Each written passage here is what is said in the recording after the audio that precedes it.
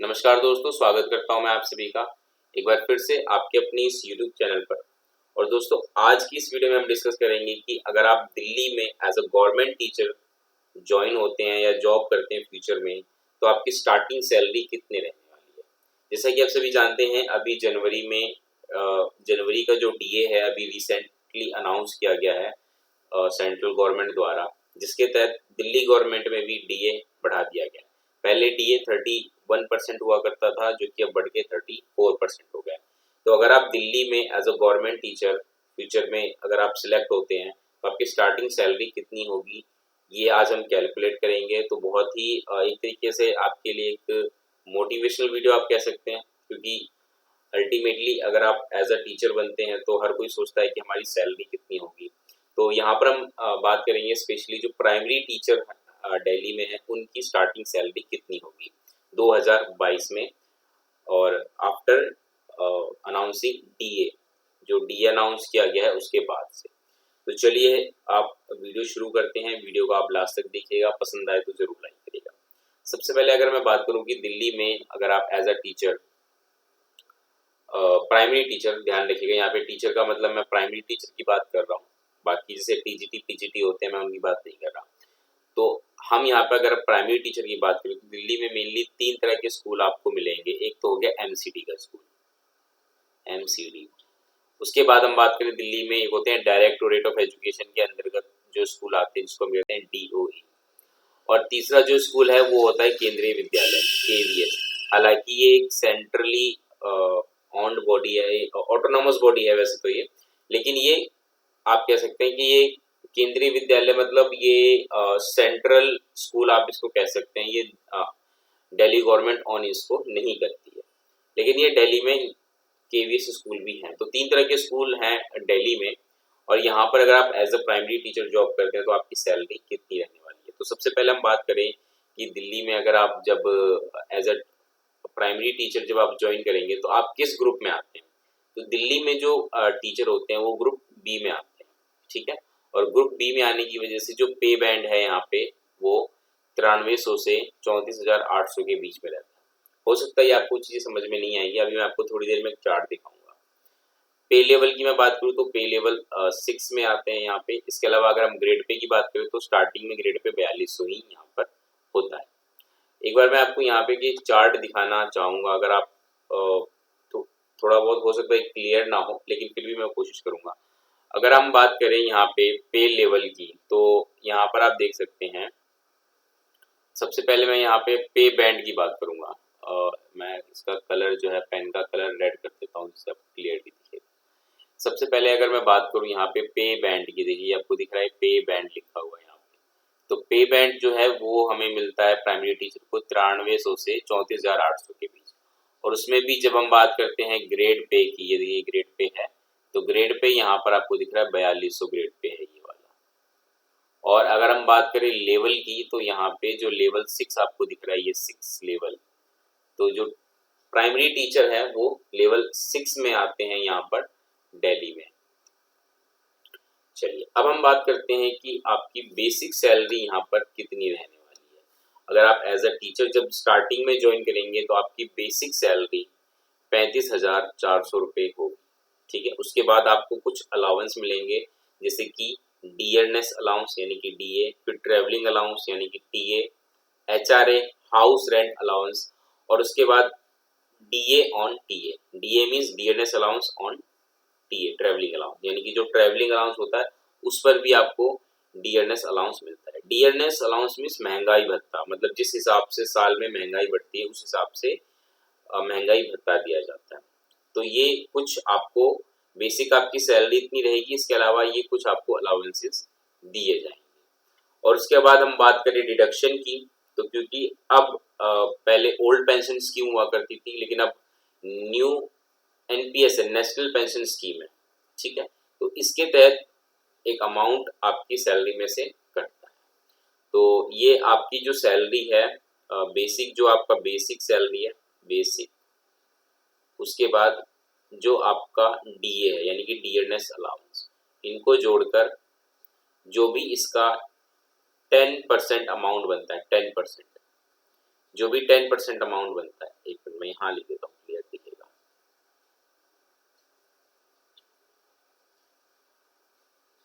यहाँ लिखता हूँ मैं बेसिक प्लस डीए, इसको जोड़ के इसका 10% निकालते हैं हम। तो ये जो भी अमाउंट बनता है ये आपकी नेशनल पेंशन स्कीम के तहत आपके पेंशन अकाउंट में जमा होती जाती है। तो ग्रॉस सैलरी जो होगी वो यहाँ कैलकुलेट होगी, उसके बाद जो नेट सैलरी होगी वो आपकी यहाँ कैलकुलेट होगी। तो अभी हम इसको कैलकुलेट करेंगे। मैं एक आपको बेसिक स्ट्रक्चर बता रहा था कि किस तरीके से सैलरी यहाँ पर कैलकुलेट होती है। तो आइए अब हम थोड़ा सा देख लेते हैं डिटेल में। अगर मैं यहाँ बात करूँ, जैसा कि मैंने आपको बताया कि बेसिक कितना है, यहाँ पर बेसिक है 35,400, ठीक है। यहाँ लिख भी रहा आपको, मैंने लिखा है 35,400, ये तो हो गया बेसिक। अब जैसा कि हम जानते हैं डीए अभी 34% हो चुका है, जैसे कि अभी 3% अनाउंस है, पहले 31% था, अब 34% हो गया। तो जब आप 35,400 इसका अगर आप 34% अगर आप निकालेंगे तो ये अमाउंट बनेगा 12,036 रुपये, 12,036। तो ये आपको मिलेगा यहाँ पर डीए, यानी कि डियरनेस अलाउंस। उसके अलावा टीए ये फिक्स होता है, ये आपका 3,600 रुपये भी आपको प्रेजेंट में मिल रहा है। फिर हम बात करते हैं एचआरए की, यानी कि house rent allowance. House rent allowance की बात करें तो ये अभी जो बेसिक सैलरी है उसका 27% अभी दिया जा रहा है। तो बेसिक सैलरी अभी है यहाँ पे 35,400 और इसका 27% जो है वो एचआरए के रूप में अभी दिया जा रहा है। तो अगर हम कैलकुलेट करें इसका 27%, तो ये अमाउंट बन जाता है 9,558 रुपीज।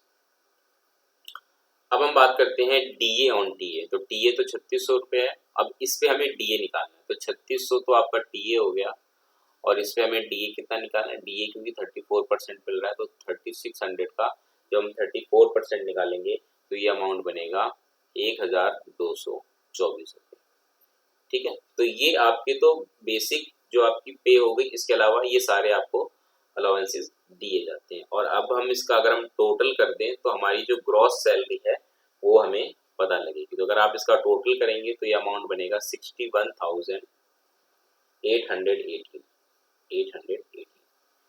तो इतना अमाउंट आपको as a teacher, primary teacher Delhi में अभी प्रेजेंट में ग्रॉस सैलरी है एक प्राइमरी टीचर की, ठीक है। तो ये ग्रॉस सैलरी है, आप जैसे ही ज्वाइन करेंगे फर्स्ट सैलरी आपको ग्रॉस सैलरी जो दी जाएगी वो इतनी दी जाएगी। लेकिन जो नेट सैलरी होती है वो कुछ अमाउंट जो आपका डिडक्शन होना है वो होने के बाद जो आपके अकाउंट में आती है वो नेट सैलरी होती है। तो जैसा कि मैंने आपको बताया था कि बेसिक प्लस डीए, बेसिक हो गया यहाँ पे 35,400 जमा डीए हो गया 12,036 रुपये, ठीक है। इनको जब आप जोड़ेंगे, इनको जोड़ने के बाद फिर इसका जो 10% है वो हमें कैलकुलेट करना पड़ेगा। तो जब आप कैलकुलेट करेंगे तो लगभग ये अमाउंट आपका आएगा 4,744। तो ये आपका एज ए एनपीएस कंट्रीब्यूशन जाता है। और जब हम नेट सैलरी की बात करेंगे तो जो 61,818 है इसमें से हमें ये 4,744 माइनस करना है। तो जब आप माइनस करेंगे तो ये जो अमाउंट आएगा ये आएगा 5,7,074, ठीक है। तो इसका मतलब आपकी जो नेट सैलरी है वो 57,074 है एट प्रेजेंट, ठीक है। तो ये अभी as a salary, gross salary और net salary as a teacher Delhi में मिलती है, एक प्राइमरी टीचर की सैलरी है।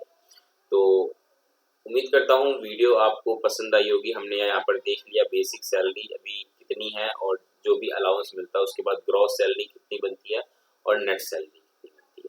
एक छोटा सा मोटिवेशनल वीडियो आप सबके लिए हो सकता है कि अल्टीमेटली अगर आप दिल्ली में टीचर बनना चाहते हैं तो हर कोई सैलरी को लेकर थोड़ा सा सेंसिटिव रहता है कि भाई सैलरी कितनी होगी।